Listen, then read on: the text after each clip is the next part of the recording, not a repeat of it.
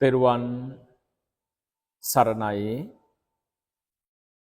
ගිරිබාව සීල සුව හේරත් භික්ෂු ගිලන් අරණ පුණ්‍ය භූමියේ සෑම මාසයක් පාසාම ගිලන් උපස්ථාන දානමය පින්කම් සඳහා සදහැබර දායකත්වයන් බාර ගනිමින් පින්වත් එංගලන්තේ මනෝරි නෙල්කා මහත්මියත් කුරුණෑගල හිමාලි වස්සලා යන දෙපළගේ දායකත්වයන් මතයි මේ විශේෂ පින්කම් සිද්ධ කරන්නේ. විශේෂයෙන්ම ගිරිබාව සීල ස්වර්ණ පුණ්‍ය භූමිය පිළිබඳව දැනගත් දැකගත් මොහොතේ පටන් පින්වත් මනෝරි නෙල්කා මහත්මිය හිමාලි වස්සලා මහත්මියත් විවිධාකාර ගිලන් උපස්ථාන පින්කම් සඳහා ඒ අයගේ දායකත්වයන් අපට ලබා දුන්නා. කොයිතරම් දුර ඈත රටක ජීවත් වුණත් තමන් බොහෝම දුකසේ හොයා හම්බ කරගන්න ධනය ගිරිබාව සීල ස්වර්ණේ 29ක් ගිලන් උපස්ථාන ලැබමින් වැඩ හිටියත් උන්වහන්සේලාට පමණක් නොවේයි බුදු පාමොක් මහා සංඝයා විසෙහි පිරිනමන දානමේ පින්කමක විපාකයක් ආශිර්වාදයක් උපද්දවා ගන්නවා. ඒ තරම් ආශිර්වාදයක් පිහිටක් පිළිසරණක් පින්වත්නි මේ කරන්නා වූ දානමය පින්කම් වලින් ලබන්න පුළුවන්. පුඤ්ඤානි පරලෝකස්මින් පතිත්තා හොන්ති පාන්නං යන ආකාරයෙන් මේ ඉපදෙමින් මැරෙමින් යන සංසාරගත ජීවිතේ මව් වුණ පියා වුණ ස්වාමියා ස්වාමිදීනි වුණ දරුවන් වුණ ඥාතියන් වුණ අය කොච්චරද කියන්න පුළුවන් කමක් නැහැ.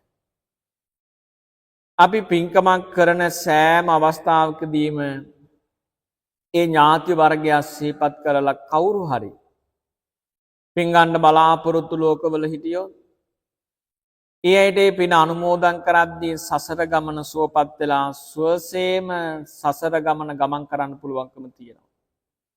ඒ නිසා මනෝරි නෙල්කා මහත්මිය හිමාලි වස්සලා යන අයත් බොහොම ශ්‍රද්ධාවෙන් මේ පින්දහම් සිද්ධ කරගෙන ඒ අයගේ ජීවිතවලට පළමුවෙන් ආශිර්වාදය ලබා ගන්නවා.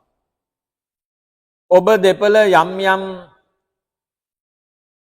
සුවපත් භාවයක් ලබනවා.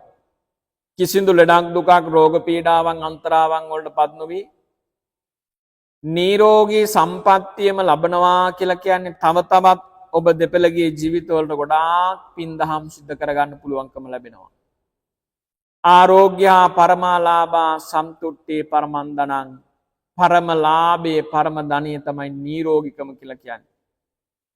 ආන්ගේ උතුම් ආශිර්වාදයේ උතුම් ශක්තියක් බවට පත් කරගෙන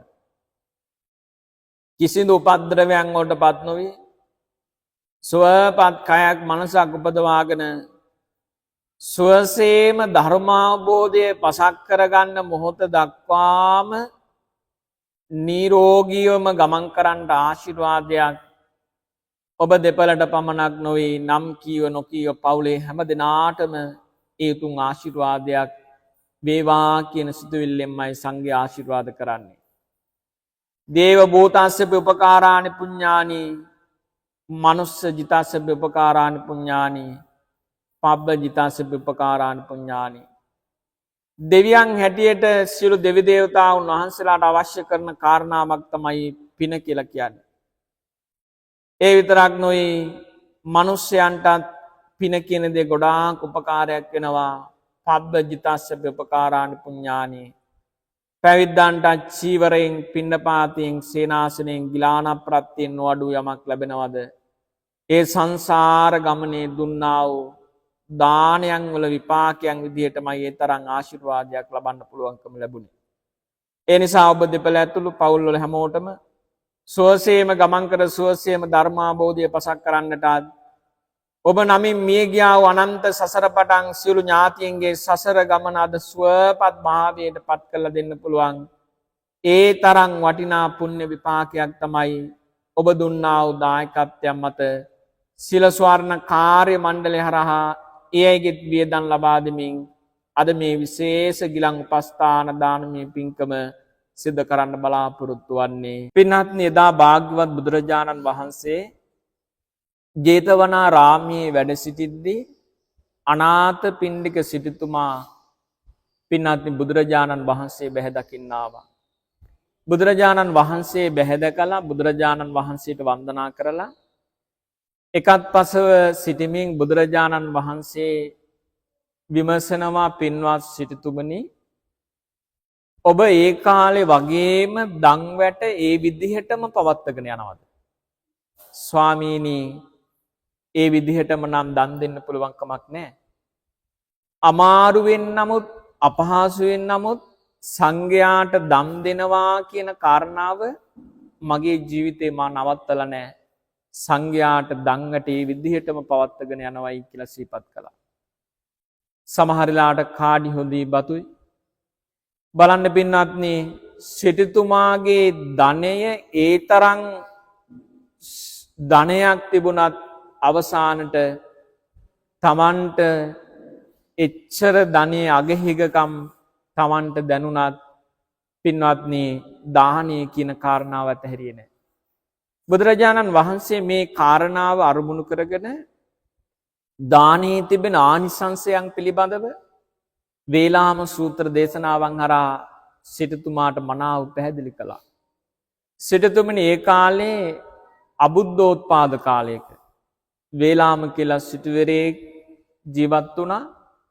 ඒ වේලාම සිටුවරයා ළඟට 84000ක් ඒ රාජ්‍ය වලින් කුමාරයන් පින්වත්නි ශිල්ප ශාස්ත්‍ර ඉගෙන ගන්න ඒ අය වේලාම ළඟට ආවා. ඒ තරම් පින්වත්නි ඒ රාජ්‍යවල කුමරයන්ට ඒ ශිල්ප ශාස්ත්‍ර හදාarලා ගුරු පඬුරු විදියට කිසිම දෙයක් එදා වේලාම බලාපොරොත්තු වෙන්නේ නැහැ, ලබා ගත්තේ නැහැ. නමුත් වේලාම අපූර්ව දානයක් එදා ලබලා දෙනවා පින්වත්නි මේ අබුද්ධෝත්පාද කාලයක. ඒ අපූර්ව දානය තමයි 84000ක් පින්වත්නි පාත්‍රවලට රත්තරන් පුරවලා පාත්‍ර 84000ක්. රිදී පාත්‍රවලට රත්තරන් පුරවලා පාත්‍ර 84000ක්.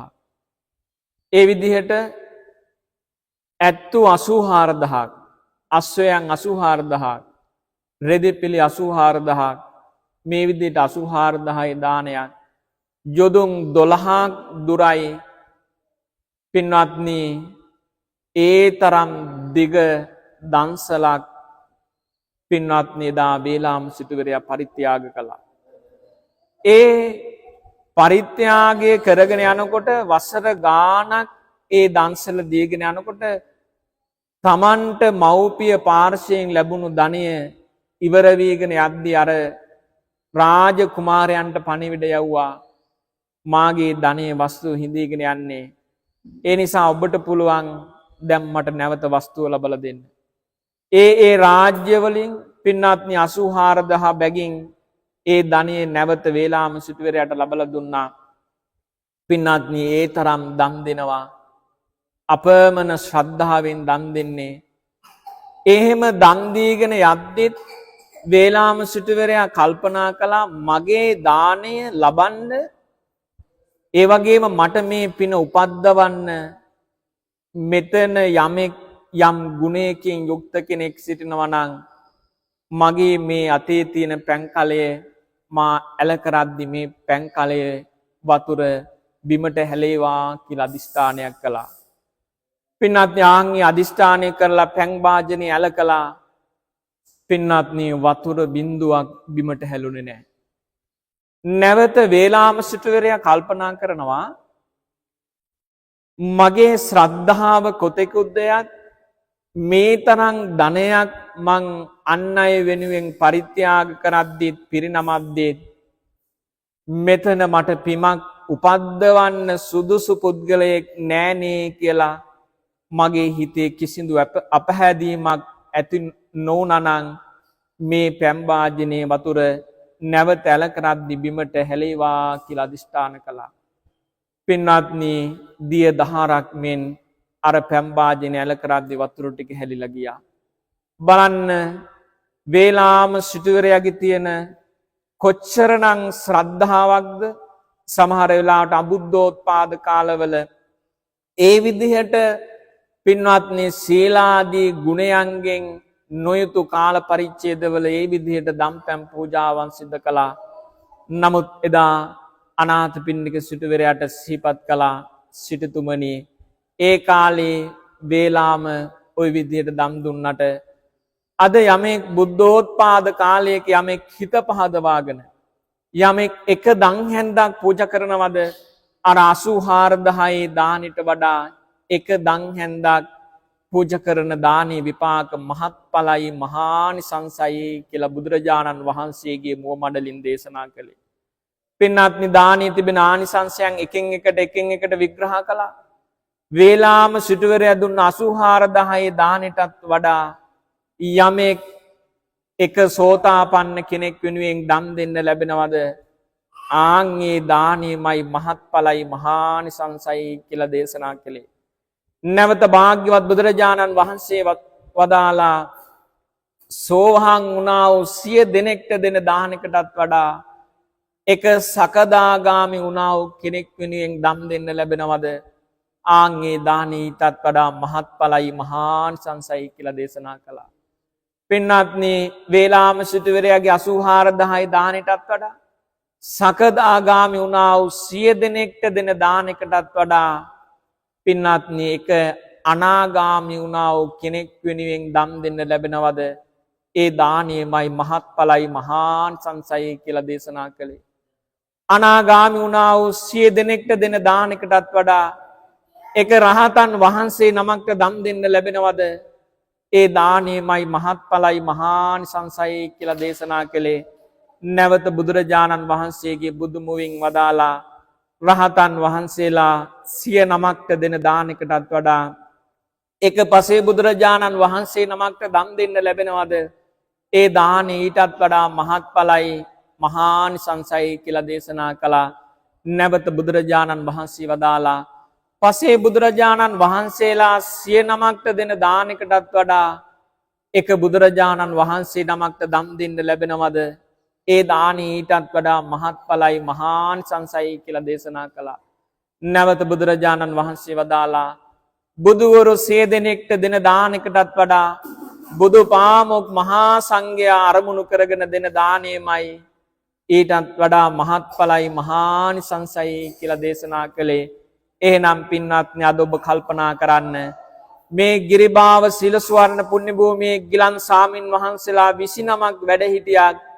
බුද්ධ ප්‍රමුඛ මහා සංඝයා පරාමර්ශණය කරගෙනමයි අද මේ ගිලන් උපස්ථාන දහනමේ පින්කම් සිදු කරන්නට යෙදුනේ. එයින් ලැබෙන පින නම් අනන්තං අප්පමෙය්‍යං වදාමි. අනන්ත අප්‍රමාණ පිනක විපාකයක්ම උපද්දවන්න පුළුවන්කම තියෙන්නේ. අනාථපිණ්ඩික සිටුතුමාට සිහිපත් කළා. සිටුතුමනි, එදා වේලාම වෙලා උපත ලබලා හිටිය වෙන කවුරුවත් නොවේ, මමමයි වේලාම වෙලා ඒ ආත්ම භාවයේ හිටියේ කියලා බුදුරජාණන් වහන්සේ සිහිපත් කළා. එහෙනම් අනාථපිණ්ඩික සිටුතුමනි, ඔබ මේ අමාරුවෙන් අපහසුයෙන් දෙන දානේ නම් මහත්ඵල මහානිසංස වෙන මහානුභාව සම්පන්න පිනක්මයි ඔබේ ජීවිතය ඔබ සිද්ධ කරගන්නේ කියලා බුදුරජාණන් වහන්සේ වදාළේ. එහෙනම් පින්වත් යමෙක් දම් දෙනවද චිත්ත ප්‍රසාදය යාගේ හිත තුල ඇති වෙන්න ඕන. චිත්ත ප්‍රසාදය යාගේ හිත තුල ඇති වෙනවා වගේම පින්වත්නි පැහැදුනා වූ සිතින් දම් දෙනවා වගේම තමන්ගේ දාන වස්තුවේ පිරිසුදු භාවය ඇති කර ගන්නවා වගේම පින්වත්නි චිත්ත පාරිශුද්ධිය ඇති වෙනවා වගේම ප්‍රතිග්‍රාහකයන් වහන්සේලාගේ පිරිසුදු භාවය ඇති කර ගන්න ඕන. ආන්ගේ සියල්ලක්ම තමන්ගේ ජීවිතේ ඇති කරගෙන යමෙක් දම්පැම් පූජාවන් සිදු කරනවද එයින් ලැබෙන විපාක නම් සුළුපටු නොවේ. ඒ තරම් ආනුභාවයක්, ඒ තරම් ආශිර්වාදයක් ලබන්න පුළුවන්කම තිබෙන පිනක මහානුභාව සම්පන්න පිනක ආශිර්වාදයක් උපද්දවන්නේ. පින්වත්නි, එදා මේ මෑත කාලේ අපූර්ව සිදුවීමක්. ඒ කෙනෙකාගේ ජීවිතවල සමහර වෙලාවට අපි කොයි විදිහට කොයි ආකාරයෙන් අපි ජීවත් වුණත් අපි කොයි කවුරුත් මරණාසන්න මොහොතටපත් වෙනවා. එක තාත්තා කෙනෙක් මරණාසන්න මොහොතටපත් වෙලා ඒ තාත්තගේ ඇඳේ ඉන්න අවස්ථාවේදී තාත්තට පේනවා ගින්දර ජාලාවන්, ඒ වගේම මහා වනාන්තර, ඒ වගේම තමන්ගේ ශරීරයේ දැවෙන අවස්ථාවක්. ඒ ධර්මය මනාව ශ්‍රවණය කරපු පින්නත් දරුවන් තාත්තා මොකද කළේ?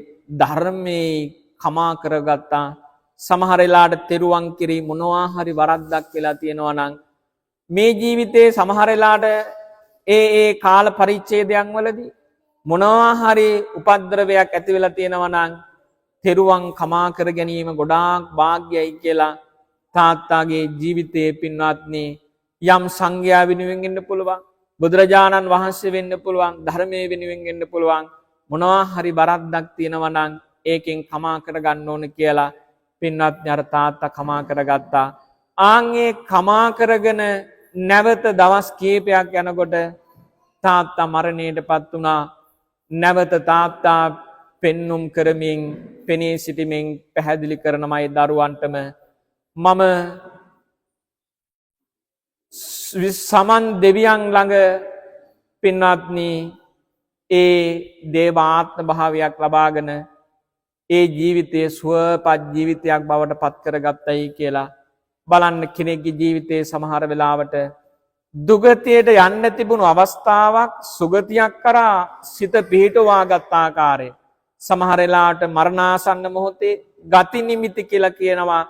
සමහරුන්ට පින්වත්නි වනාන්තර වගේ පේන්න ගන්නවා නම් එයාට ඊළඟ ලෝකයේ සමහර වෙලාවට ත්‍රිසංගත ආත්ම භාවයක් කරා ගමන් කරන්න පුළුවන්. සමහරුන්ට ගින්දර ජාලා වගේ ඒ ස්වභාවයන් පෙන්눔 කරනවා නම් පින්වත්නි සමහර වෙලාවට නරක ආදී දුගතියන් කරා එයාගේ ජීවිතය ඊළඟ සසර ගමන තීරණය වෙන්න පුළුවන්. සමහර වෙලාවට යම් ගඳ ඒ වගේම ස්වභාවයන් දැනෙනවද එයාලට പ്രേත ආත්ම භාවයන් කරා නිරිසතුන් කරා සමහර වෙලාවට ඒ ලෝක කරා ගමන් කරන්න සිද්ධ වෙනවා. ඒ නිසා මරණාසන්න කෙනෙක්ගේ ජීවිතය අපි දක්ෂ විය යුතු වෙනවා. එයාගේ ජීවිතයේ මනාව ධර්මයේ හොඳට හිත පිහිටවලා ඒ අවශ්‍ය කරන පරිසරය, ඒ අවශ්‍ය කරන මාවත පිරිසුදු මාවතක් බවට පත් කරලා දෙන්න.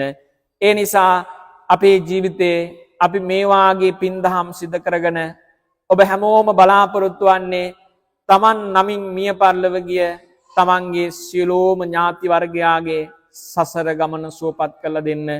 ඒ නිසා අපි හැමදෙනාම සිහිපත් කරනවා ඒ හැමදෙනාගේම භව ගමන සුවපත් වේවා. කවුරු හෝ දුගතියක ඉපදක ඉන්නවා නම් ඒන් වත මිදේවා. සුවපත් ආත්ම භාවවල ඉන්නවා නම් ඒ සැප තව තවත් වඩා වර්ධනය කරන්න මේ පින් උපකාරයක්ම වේවා කියන සිතුවිල්ලෙන් යුක්තව මිය ගියා වූ හැමදෙනාම සිහිපත් කරගෙන මේ ගාථාවන් කියමින් පෑන් වඩලා පින් අනුමෝදන් කරගන්න. ඉදම්මේ ඥාතිනං හෝතු සුඛිතා හොන්තු ඥාතයෝ. ඉදම්මේ ඥාතිනං හෝතු සුඛිතා හොන්තු ඥාතයෝ. ඉදම්මේ ඥාතිනං හෝතු සුඛිතා හොන්තු ඥාතයෝ.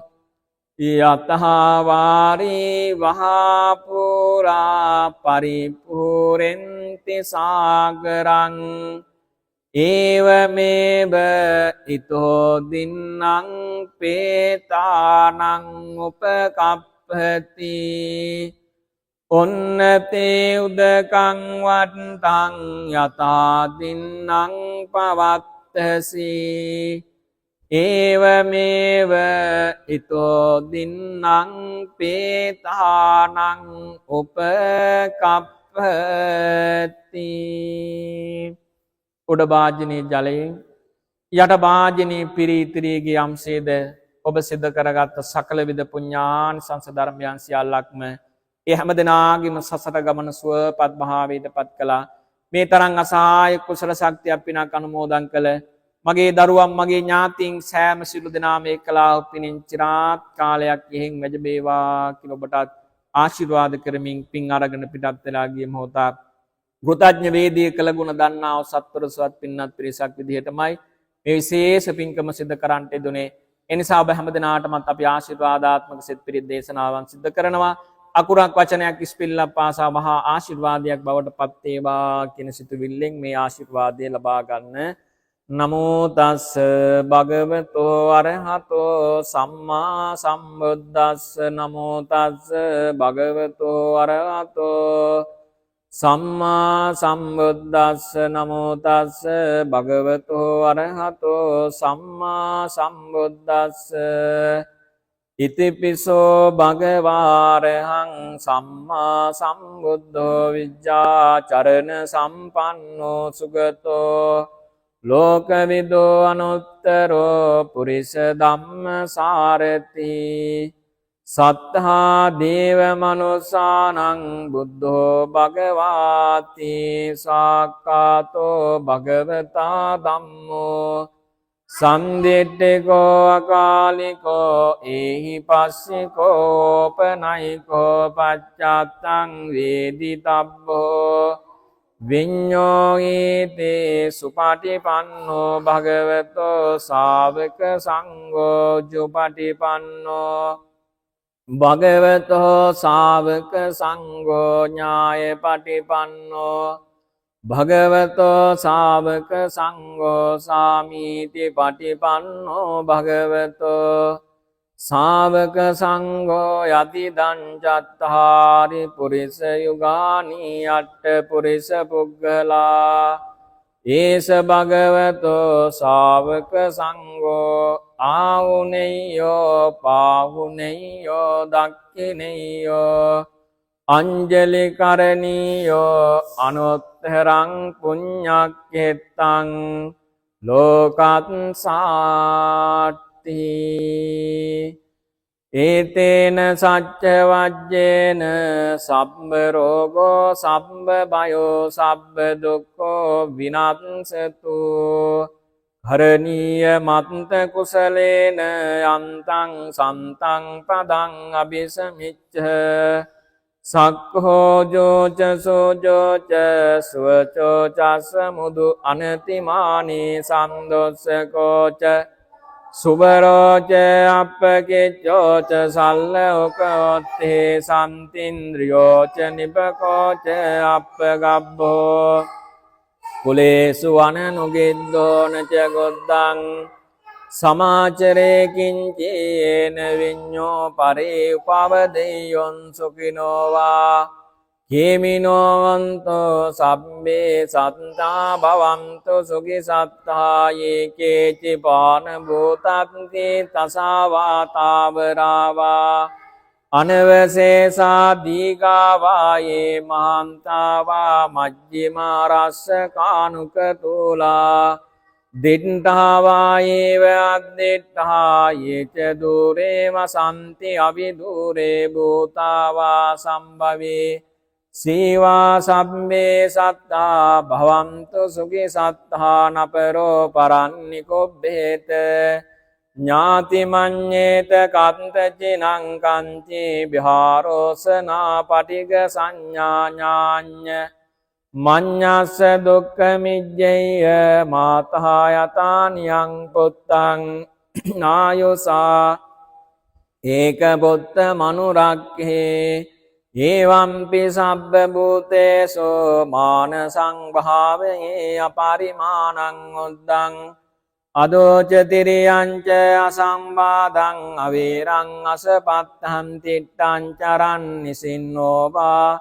සයානෝවා යාව චත්ස විගත මිද්ධෝ ඒතං සතින් අදිත්තේය බ්‍රහ්මමේතං විහාරං ඉදමාහෝ දිට්ඨෙන්ච අනුපගම්ම සීලවා දස්සනේන සම්පන්නෝ කාමේසු විනෙය්‍ය ගේදං නහි ජාතු ගබ්බසෙයං පුනරේති තේන සත්‍ය වජ්ජේන සබ්බ රෝගෝ සබ්බ භයෝ සබ්බ දුක්ඛෝ විනාශසතු